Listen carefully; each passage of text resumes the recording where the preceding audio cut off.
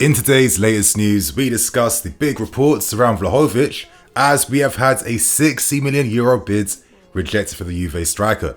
To move on, we have some more big updates around Diogo Costa of FC Porto, and we announced some more signings made by this club. So my friends, tons of things to break down and discuss. Hope you guys enjoy. I hope you guys enjoyed yesterday's video where I discussed 5 alternatives to Mason Mount. If you guys want to see more videos like that throughout pre-season, let me know in the comment section. And of course, hope you guys enjoyed today's video. So without wasting any more time, so right now let's start with things and let's discuss the latest news around Vlahovic, because some reports in Italy are stating that we are now really turning all our attention and prioritizing Vlahovic as our striker for next season, and Juve have turned down a €60 million bid. Now this is really interesting news. Now essentially the main reason as to why Juventus rejected this offer was because the installment plan offered, the entire package for the installments, wasn't to their approval, which makes quite a bit of sense. They spent around like what, 69 million, 71 million pounds to sign Vlahovic from Fiorentina, and he hasn't necessarily been able to play his best football with him. Now I still feel like there's a great player in there. When I look at Vlahovic, he reminds me of like strikers like your Van Nistelrooys, your Batshuays. I'm not saying like on their same level, but like the same profile, the same type of style in that sense. I do think that Vlahovic's left foot is very special, it's powerful, and I kind of feel like he's the type of striker that needs to spearhead a team that is regularly creating opportunities and creating chances. Obviously, if you're at Juventus and you're isolated by yourself up against 2 defenders, no one's close to you, no one's there for any layoff passes. It becomes very easy to be able to like read these types of strikers and nullify them in that sense. And obviously Vlahovic isn't like a Suarez or a Aguero where if you leave them isolated, they can make things happen for themselves. He does need some service from his team, but I do feel like he has some great attributes. I can see why maybe Pochettino would be a big fan of him, because the reports in Italy state that Pochettino now is the one really pushing for Vlahovic, and I can kind of see why. Obviously, the guy is like a warrior type of player. He presses really well from the front. He takes his shots first time, like elite striking technique. I feel like his passing isn't too bad. I feel like that aspect of his game could be developed a bit more to like maybe feeding his teammates. That can come over time, right? And Pochettino is one of those managers that is able to help a player find new form that they never even realized. So, you know what? If Pochettino is really pushing for Vlahovic, I'm not necessarily like feeling a bit iffy about this deal or this move. I think that he could work up front for us, but it will come down to finding the installment package, because Vlahovic has interest from Paris Saint-Germain and from Bayern Munich. Of course, Bayern see him as the alternative to Harry Kane if they can't sign him, and Paris Saint-Germain they've got a complete restructure happening at this point in time. So my thing is, if either one of these clubs starts to make their interests a bit more concrete and a bit more assertive, that's going to raise the price for this overall deal. And that's because I think that Juventus feel like if they have more competition for Vlahovic, that can kind of drive up the overall price before a sale. So time will tell, but it's interesting that already concrete offers have been turned down from Juventus. Are we going to come back? I still feel like we need to assess what we have in pre-season first. Let's see what Moreira does, let's see what Jackson does, and let's not forget that Nkunku can also play up front. So we do have options to survive throughout the season in my opinion. But if someone like Vlahovic is available, let's see what happens as the window goes on. But you guys, how do you feel about this story? Let us all know. I'm sure that ideally you'd rather be signing Osimhen, but I kind of feel like that will be one of the hardest moves of this window. Who knows what happens as the weeks go on, right? But my friends, that's the first story out the way.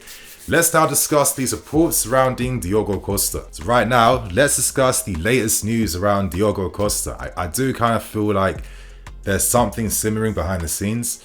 I know we're seeing reports suggesting that we only want to sign like a competition number 2 keeper because we want to stick with Kepa. But I don't really believe that after, you know, players get assessed and analysed, that Kepa would be seen as like a reliable number 1. It doesn't make sense. And obviously, these reports around Diogo Costa, they're not coming out from nowhere, right? It's not like they're getting made up.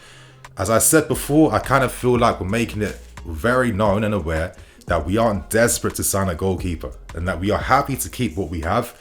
And hopefully that's like a call out to interested parties so they know that, listen, we can't overprice this club from signing our goalkeepers. But anyway, let's discuss the latest news around FC Porto coming out from Portuguese reports. Now, you might remember that Porto had to raise around 45 million in capital gains before June ended.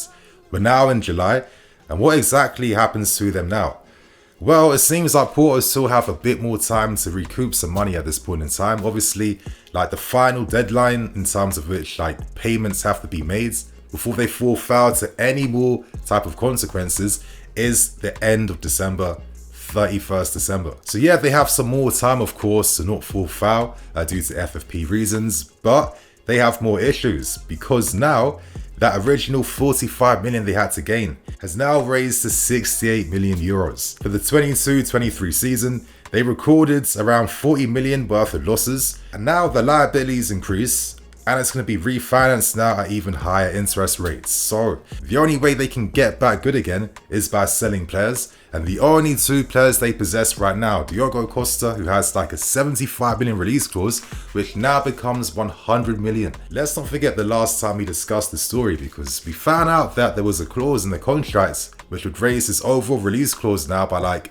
an extra 25 million euros. So it's him and it's Otavio, like the guy that can play anywhere for FC Porto. But if they were to release Diogo Costa, that clears them completely. They're back good. And this is why they've enlisted the help of Jorge Mendes to try and help him get a sale and move on. Now, it's quite good that we have a relationship with Mendes. He has helped us a few times already as it is. But my thing now becomes, do we even have to pay the full amount of money now to buy from FC Porto? Because good news is, as we know, Man United are focusing their entire attention on Onana. And where's the competition for Costa? How many clubs need goalkeepers in this window? Reports in Portugal already state that Porto don't feel very confident that any club will pay that 75 million release clause. And hopefully this is where things come in our favour, because I see it going two ways. Number one, we overpay his release clause and we agree like some ridiculously amazing installment plans to allow us to pay for his cost in a much more affordable rate. Or we do find a way to end up paying less money. Maybe it means that we pay more in terms of like the base transfer fee plus installments on top. Who knows how it works? But the main thing that reports are really emphasizing even more is that FC Porto right now don't have much leverage. So there's a possibility to try and strike an amazing deal now to sign Diogo Costa, because we can't go into next season only relied upon Kepa or wasting money on a backup number two and then having two mid guys fighting up to be the king of the mids. Like, that can't happen anymore. Costa is a world-class goalkeeper, one of the best ball-playing keepers. Like, the guy has that Edison ability to just launch balls down the field. And under Pochettino, he wants to rely upon those fast players on the counter-attack. That can create a new attacking type of option for us now, where, if we won a set piece, the keeper claims that because Costa can do that, hits a half volley from 80 yards, and let's say that Mudryk or Sterling is running on the end of that.